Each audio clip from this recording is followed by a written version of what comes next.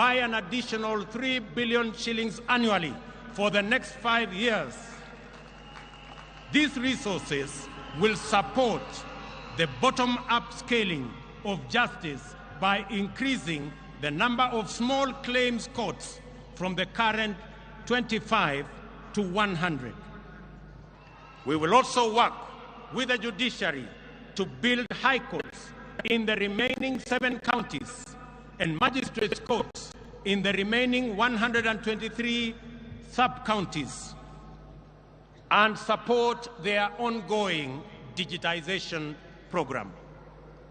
These interventions will empower the judiciary to adjudicate and expeditiously conclude corruption cases, commercial disputes, and all other matters, thereby enhancing access to justice and efficiency in our judiciary.